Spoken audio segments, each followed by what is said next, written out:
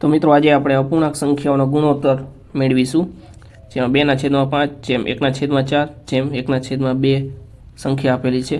તો સૌપ્રથમ આપણે સંખ્યા એમ નામ લખી નાખશું 2/5 જેમ 1/4 જેમ 1/2।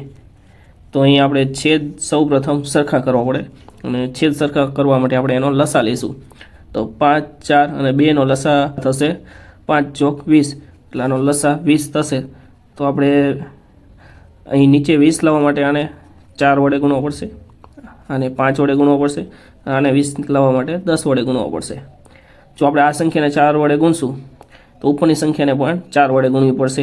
તેવી જ રીતે આ સંખ્યાને પણ આપણે 5 વડે ગુણવી પડશે, અને આ સંખ્યાને પણ આપણે 10 વડે ગુણવી પડશે। તો હવે આપણે આ સંખ્યાનો ગુણાકાર કરતા, તો નીચે બધાને 5 ચોક 20,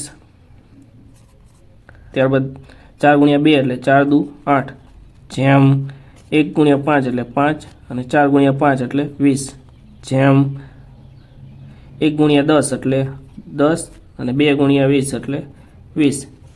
તો અહીં છેદ બધાના સરખા છે, એટલે આપણે છેદને નહીં લખીએ, આપણે અંશને જ લખશું ખાલી। તો 8 જેમ 5 જેમ 10। તો આ સંખ્યાનો ગુણોત્તર આપણને મળી જશે, જે 8 જેમ 5 જેમ 10ના પ્રમાણમાં છે।